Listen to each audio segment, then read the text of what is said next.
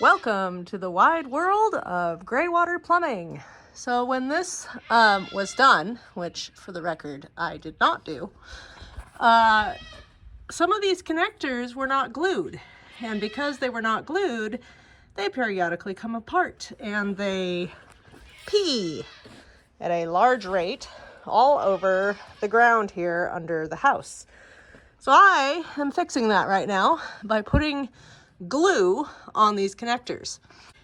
And once I have put this in place, it should solve this issue. All right, I have disconnected these pieces. And when I designed this, I was the one who put this union in place. And so that union is still going to be there, and that's how in the future we will take our greywater collection settlement bucket off for maintenance. But for right now, since it isn't glued, I've just been kind of sliding it in and out. So I'm going to clean all that out with a paper towel. Then I'm going to put my primer on, wait a little bit, not long, like a few seconds, and then glue the heck out of it. And you want to prime both ends and glue both ends. And then what you do is you slip whatever pipe in place and then you give it like a quarter turn, and that seals it. So what I'm going to use here is the purple primer and the red hot blue glue on both the male end and the female end of the pieces that I am trying to secure.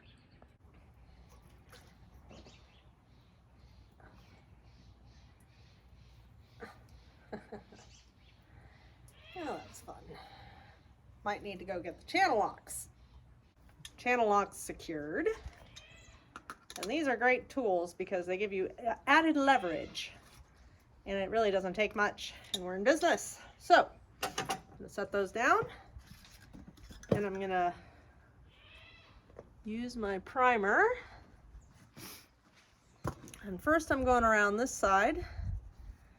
And you just go all the way around. Now, that coupler that's on there is not very deep, unfortunately. But it is what it is. And so I don't have to go like a significant ways up this piece. So that should be good. And then I'm gonna actually dip it back in there.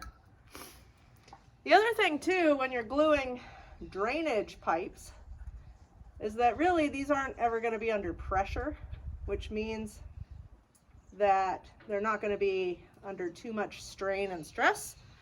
So they're less likely to spring a leak, generally speaking. Of course, somebody's gonna chime in with exceptions, and that's fine. You can go ahead and do that. Now I've got my blue glue. I'm gonna give that a shake. Yep, need the channel locks. Let me show you how to adjust these, because right now they're not gonna make it comfortably around this lid. So I open the jaws and I slide that down, and now that's super easy. And there we go.